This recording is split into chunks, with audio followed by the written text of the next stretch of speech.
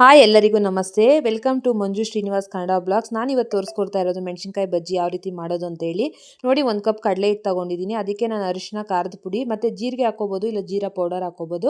ನಾನಿಲ್ಲಿ ಜೀರಾ ಪೌಡರ್ ಹಾಕ್ಕೊಂಡಿದ್ದೀನಿ. ಮತ್ತು 2 ಚಿಟಿಕೆಯಷ್ಟು ಸೋಡಾ ಹಾಕ್ಕೊಳ್ಳಿ. ತುಂಬ ಸೋಡಾ ಹಾಕ್ಕೊಳ್ಳೋಕೆ ಹೋಗಬೇಡಿ. ರುಚಿಗೆ ತಕ್ಕಷ್ಟು ಉಪ್ಪು ಹಾಕ್ಕೊಳ್ಳಿ. ಉಪ್ಪು ಹಾಕ್ಕೊಂಡಿದ ನಂತರ ಚೆನ್ನಾಗಿ 1 ಸ್ಪೂನ್ ತೊಗೊಂಡು ನಿಮ್ಮ ಹತ್ರ ಯಾವುದು ಮಿಕ್ಸ್ ಮಾಡ್ಕೊಳ್ಳೋಕ್ಕಿರುತ್ತೋ ಅದರಲ್ಲಿ ಚೆನ್ನಾಗಿ ಮಿಕ್ಸ್ ಮಾಡ್ಕೊಳ್ಳಿ. ಯಾಕಂದರೆ ಇದೆಲ್ಲ ಮಸಾಲೆ ಎಲ್ಲ ಮಿಕ್ಸ್ ಆಗಬೇಕು, ಖಾರ ಎಲ್ಲ ಮಿಕ್ಸ್ ಆದ ನಂತರ ನೋಡಿ, ಈ ಥರ ಗಂಟಿಲ್ದಿದ್ದಂಗೆ 1 ಕಪ್ ನೀರು ಹಾಕ್ಕೊಂಡು ಮಿಶ್ರಣಕ್ಕೆ ಕಡಲೆ ಹಿಟ್ಟಿಗೆ ಈ ಥರ ಚೆನ್ನಾಗಿ ಮಿಕ್ಸ್ ಮಾಡ್ಕೊಳ್ಳಿ. ಯಾವುದೇ ರೀತಿ ಗಂಟು ಬರೋ ಥರ ಇದು ಮಾಡೋಕ್ಕೆ ಹೋಗಬೇಡಿ.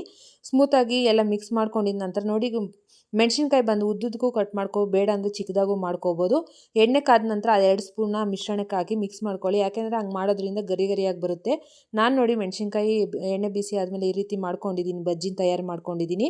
ಅದಕ್ಕೆ ಸೈಡಾಗಿ ಚಟ್ನಿ ಆದರೂ ಮಾಡ್ಕೋಬೋದು. ನಾನು ಮಾಡ್ತಾ ಇರೋದು ಇವತ್ತು ಸೈಡಾಗಿ ಇದು ಕ್ಯಾರೆಟ್ ತುರಿದಿಟ್ಕೊಂಡಿದ್ದೀನಿ, ಈರುಳ್ಳಿ ಮತ್ತು ಕೊತ್ತಂಬರಿ ಸೊಪ್ಪು ತುರಿದಿಟ್ಕೊಂಡಿದ್ದೀನಿ. ಅದಕ್ಕೆ ನಾನು ಎವರೆಸ್ಟ್ ಮಸಾಲ ಹಾಕ್ತಾಯಿದ್ದೀನಿ, ಎವರೆಸ್ಟ್ ಚಾಟ್ ಮಸಾಲ ಹಾಕ್ತಾಯಿದ್ದೀನಿ. ಇದನ್ನ ಹಾಕ್ಕೊಂಡು ಚೆನ್ನಾಗಿ ಮಿಕ್ಸ್ ಮಾಡ್ಕೋಬೇಕು. ಮಾಡ್ಕೊಂಡಿದ ನಂತರ ನಿಂಬೆ ರಸ ಹಾಕಬೇಕು, ಒಂದು 5 ಡ್ರಾಪ್ ಹಾಕ್ಕೊಳ್ಳಿ. ಯಾಕಂದರೆ ಹುಳಿ ಹುಳಿಯಾಗಿ ತುಂಬ ಚೆನ್ನಾಗಿರುತ್ತೆ. ನಾನು ತುಂಬ ಟೈಮ್ ಮಾಡ್ಕೊಳ್ತಾ ಇರ್ತೀನಿ ಅಂತ ತಿನ್ನಬೇಕು ಅನ್ಸಾಗ ನಾನು ಚಟ್ನಿ ಜಾಸ್ತಿ ಯೂಸ್ ಮಾಡೋದಿಲ್ಲ. ಈ ರೀತಿ ಮಾಡಿಕೊಂಡು ಸೈಡಾಗಿ ಮೆಣಸಿನ್ಕಾಯಿ ಬಜ್ಜಿಗೆ ಇಟ್ಕೊಂಡು ತಿನ್ನೋದ್ರಿಂದ ತುಂಬ ಟೇಸ್ಟಿಯಾಗಿರುತ್ತೆ. ನನ್ನ ಸ್ಟೈಲಲ್ಲಿ ರೆಡಿ ಆದಂಥ ಮೆಣಸಿನ್ಕಾಯಿ ಬಜ್ಜಿ ಸೈಡ್ ಡಿಶ್ ಈ ರೀತಿ ಇದೆ. ಥ್ಯಾಂಕ್ ಯು ಆಲ್, ಸಪೋರ್ಟ್ ಮಾಡಿ. ಹೀಗೆ ವಿಡಿಯೋಸ್ ಬರ್ತಾ ಇರುತ್ತೆ, ಸಬ್ಸ್ಕ್ರೈಬ್ ಮಾಡ್ಕೊಳ್ಳಿ.